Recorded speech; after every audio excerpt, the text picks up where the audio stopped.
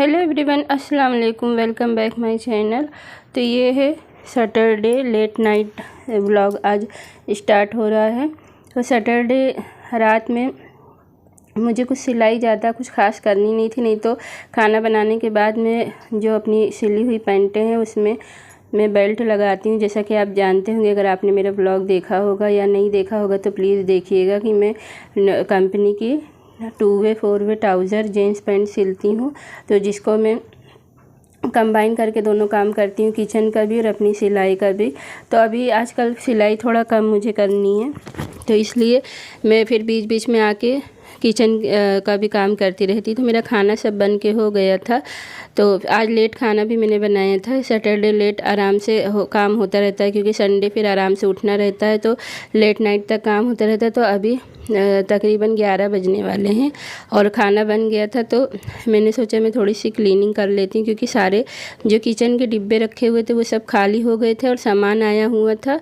तो मुझे उसमें डिब्बों में अपने सारे सामान, दाल वगैरह, मसाले सब फिल करना था। लेकिन मैंने सोचा कि पहले मैं इसको जब खाली पूरे डिब्बे हुए, तो कई दिनों से मैं बस डिब्बे इस्तेमाल ही नहीं कर रही थी, और मैं बस ऐसी सामान जो आया था थैली से निकाल के यूज़ कर ले रही थी कि बस आज और कल, आजकल ऐसे लगा था कि मैं डिब्बे साफ़ कर लूँ। तो बस फाइनली आज मुझे लगा सैटरडे बहुत अच्छा दिन है सफाई करने के लिए, किचन क्लीनिंग करने के लिए। तो मैंने एक तरफ देख रहे हैं, मेरा रोटी चावल पहले ही बन गया था, और फिर मैंने आज पनीर की सब्ज़ी बनाई है, तो वो हो रही है। और मेरे बेटे को भूख लगी थी, उसका टाइम हो गया था खाने का 10:30 बजे, तो मैंने तलहा को खाना भी खिला दिया था।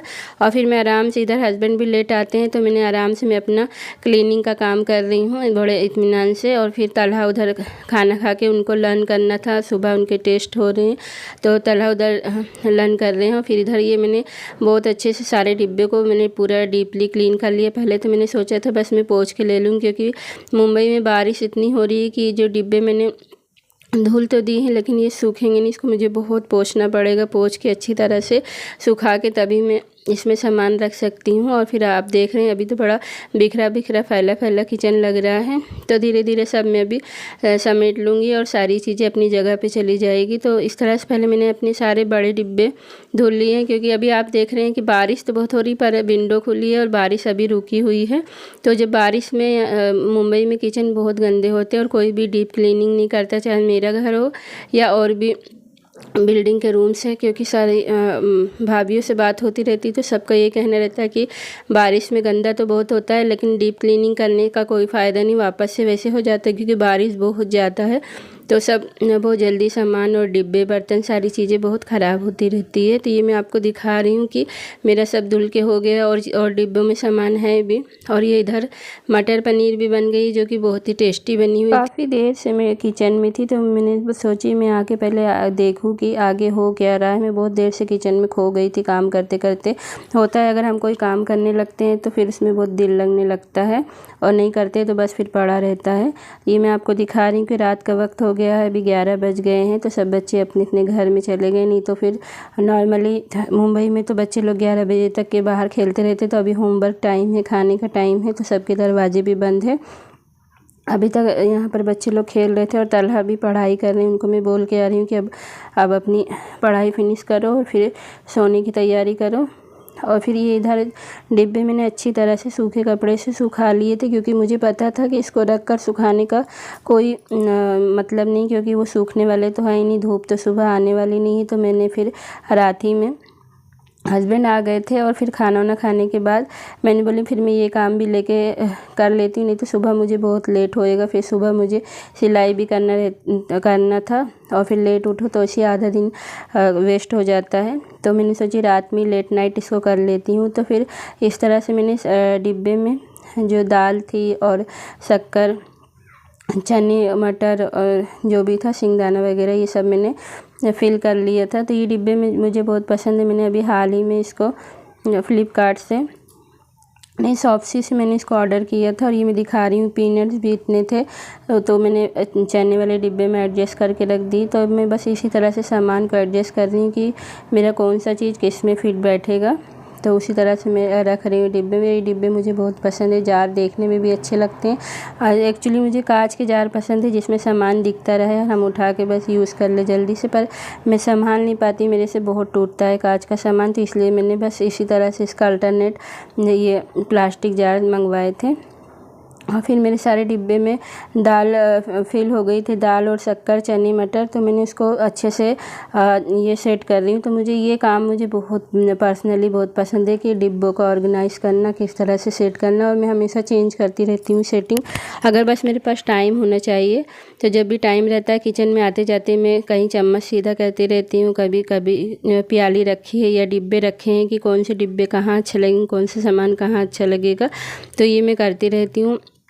मैं इतना फ्री नहीं रहती हूँ कि मैं बहुत इत्मीनान से करूँ, तो बस आते जाते होता रहता है। और ये जो छोटे डिब्बे हैं ये भी मैंने 99 स्टोर से 99 का 6 पीस लिया था। और फिर इसमें भी मैं अपने पाउडर मसाले और जो गरम मसाला है वो सब मैं फिल कर ले रही हूँ। तो अभी तो हाल ही में मैंने और सारे डिब्बे हटा भी दिए थे जब मैंने नए परचेज़ किए थे।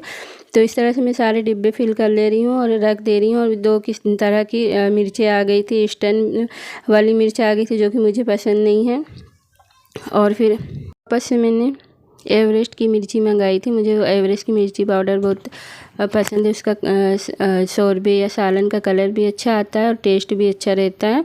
तो इस तरह से मेरी सारी डिब्बे में दाल और मसाले वगैरह फिल हो गए थे, तो मैं उसे सेट कर रही थी। मुझे बहुत पसंद है डिब्बे अच्छी तरह से सेट करना, और उसकी सेटिंग आते जाते मैं चेंज भी करती रहती हूँ, कभी किस तरह से कभी किस तरह से रखती हूँ। तो ये मेरा छोटा सा किचन है जिसको मैं इस तरह से ऑर्गेनाइज़ करके रखती हूँ। मैं इसको और भी अच्छी तरह से ऑर्गेनाइज़ करके रख सकती हूँ, लेकिन अभी मुंबई में बारिश बहुत हो रही है और बारिश में कोई भी डीप क्लीनिंग या ऑर्गेनाइजेशन हम नहीं कर सकते हैं, या जैसे किचन टॉप के नीचे पर्दे लगाना या और कुछ बहुत सारे ख्याल दिल में आ रहे थे, लेकिन मैंने करी नहीं क्योंकि बारिश में सब में बहुत परेशानी होती है। यहाँ बहुत ज़्यादा बारिश हो रही है मुंबई में, तो उससे काम करना वैसे ही बहुत मुश्किल हो जाता है। और इधर मैं ऑयल डिस्पेंसर में ऑयल फिल कर रही हूँ जो कि मुझसे बहुत गिरता है, तो ये कीप की हेल्प से मैं अभी इसको फिल करूँगी। और एक में मैं रिफाइंड ऑयल और दूसरे में सरसों का ऑयल जो है रखती हूँ, जिससे मुझे काम करने में आसानी रहती है, जल्दी जल्दी मेरा काम हो जाता है।